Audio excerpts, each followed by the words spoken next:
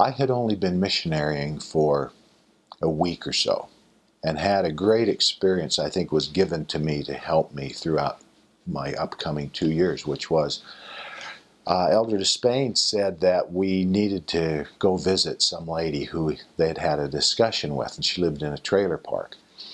And we went to this trailer park. It was a Sunday afternoon, and he knocked on the door and nobody answered. Well, that kind of happens a lot. That's no big surprise. He knocked again, and then we could hear kind of a groaning, kind of a noise. And we were like thinking, is this coming from in that trailer? Or are we hearing it from somewhere else? He knocked again, and you could hear just this kind of a groan. We thought, I think that's something in there. It's her. And so very gingerly, I believe it was him, he opened the door. It was unlocked, and looked in the door, and there she was laying on the floor out where you wouldn't be, in a not good condition, it looked like. We went in and said, is it okay? Can we come in? And she said, yeah, help.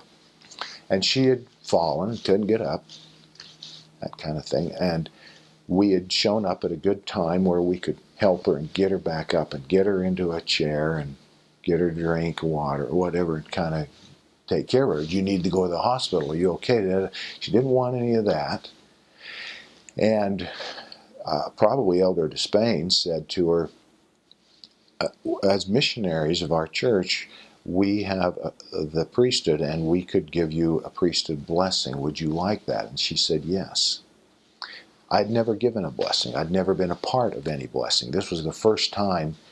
I grew up in a home where my father was a bishop and a great example and gave many blessings and all those kind of things. But I'd never been a part of the priesthood side of it. Well, okay, then Elder Christensen, you're going to anoint. Elder Despain's going to seal the anointing. Well, I took that oil and I put it on her head. I put my hands on her head. She only had one head. She didn't have two. Put my hands on her heads. That wouldn't be very good. I put my hands on her head, and as I started that blessing, I felt a power start at the top of my head, and it went down my arms and out my fingertips and into that woman. I don't know what happened to that lady. Lost track of her, those kind of things. I don't know if she joined the church. She was quite elderly, I don't think that was the purpose of that. I think, in retrospect, that was given to me first week while I was missionarying to show me you're dealing with a true power here, and it matters. And when you do this kind of thing, you're doing it in my name. It was a good comfort to me, and always a thing to fall back on in times of